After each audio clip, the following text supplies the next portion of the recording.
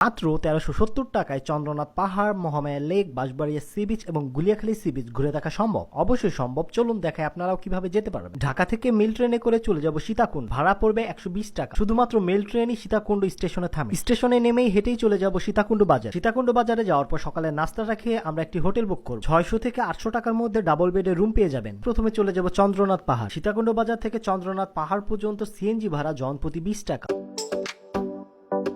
চন্দ্রনাথ পাহাড় ঘোরা শেষে আমরা আবার চলে যাব সীতাকুণ্ড বাজার। সীতাকুণ্ড বাজারে নেমে আমরা দুপুরে খাবারটা খেয়ে চলে যাব গুলিয়াখালী সি বিচ দেখতে। সীতাকুণ্ড বাজার থেকে গুলিয়াখালী সি বিচ পর্যন্ত সিএনজি ভাড়া জনপ্রতি ২০ টাকা। গুলিয়াখালী সি বিচের কোনো এন্ট্রি ফি নেই। গুলিয়াখালী সি বিচে আপনারা চাইলে ইঞ্জিন চালিত নৌকায় ঘুরতে পারবেন। নৌকা ভাড়া পড়বে ৪০০ থেকে ৫০০ টাকার মধ্যে। একটা নৌকায় ৮ থেকে ১০ জনের মতো বসতে পারবেন। গুলিয়াখালী দেখা শেষে আমরা চলে যাব আমাদের হোটেলে এবং আজকের রাতটায় আমরা আর কোথাও যাব না। পরবর্তী দিন সকালে নাস্তাটা করেই চলে যাব মহামায়া লেকের উদ্দেশ্যে। সীতাকুণ্ড থেকে ২০ টাকা বাস ভাড়া দিয়ে চলে যাব ঠাকুরদিঘি বাজার এবং ঠাকুরদিঘি বাজার থেকে ২০ টাকা সিএনজি ভাড়া দিয়ে চলে যাব মহামায়া লেকে। মহামায়া লেকের এন্ট্রি ফি হচ্ছে ২০ টাকা। আপনারা চাইলে মহামায়া লেকে কায়াকিং করতে পারেন। কায়াকিং ফি হচ্ছে ১ ঘন্টা ৩০০ টাকা এবং আধা ঘন্টা ২০০ টাকা। এখানে আসলে অবশ্যই কায়াকিংটা করবেন, এটাতে অনেক মজা পাবেন। মহামায়া লেক ঘোরা শেষ আবার চলে যাব সীতাকুণ্ড বাজারে এবং সীতাকুণ্ড বাজার থেকে চেক আউট করে দুপুরে খাবার খেয়ে চলে যাব বাঁশবাড়িয়া সি বিচ দেখতে। অবশ্যই কিন্তু বাঁশবাড়িয়া সি বিচে বিকেলে যেতে হবে, তা না হলে কিন্তু আসল সৌন্দর্যটা দেখতে পারবেন না। সীতাকুণ্ড বাজার থেকে বাঁশবাড়িয়া বাজার পর্যন্ত বাস ভাড়া জনপ্রতি ২০ টাকা এবং বাঁশবাড়িয়া বাজার থেকে বাঁশবাড়িয়া ফেরিঘাট পর্যন্ত সিএনজি ভাড়া জনপ্রতি ২০ টাকা। বাঁশবাড়িয়ার এই ব্রিজটিতে উঠতে হলে জনপ্রতি ২০ টাকা দিতে হবে। বাঁশবাড়িয়াতে চাইলে আপনারা কিন্তু রাতে ক্যাম্পিংও করতে পারবেন, এটা নিয়েও আমরা পরে একটি ভিডিও দিব।